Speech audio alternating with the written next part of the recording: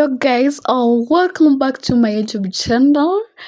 Today I'm very happy because of your support. Now we are over 100 subscribers. Wow, keep subscribing.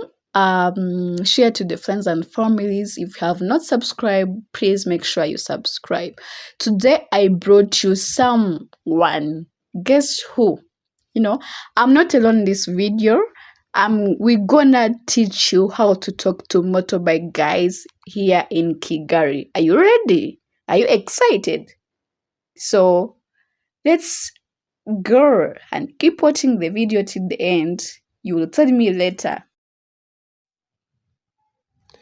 I am going to Kisimenti.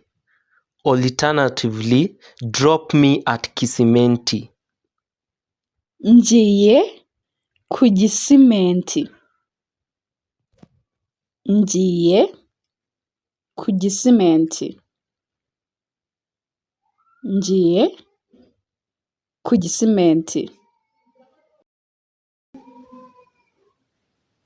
You may even say, Ngeza ku Gisimenti. Ngeza ku Gisimenti. Ngeza ku Gisimenti.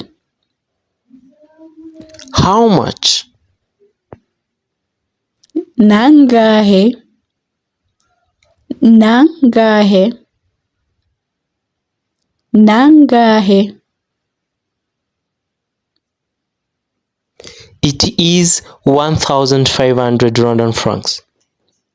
Ni igihumbi na magana atanu. Or you can say ni icyatanu. Ni icyatanu. No, I have 1,000 Rwandan francs. Oya, mfite igihumbi. Oya, mfite igihumbi. Oya, mfite igihumbi. No, the least you can pay is 1,200 Rwandan francs. Oya, amake ni icyabiri.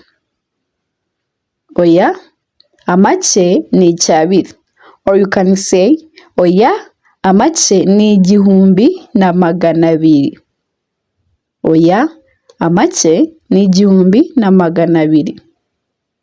Okay, let's go. Yego, tugende. Yego, tugende. Yego, tugende.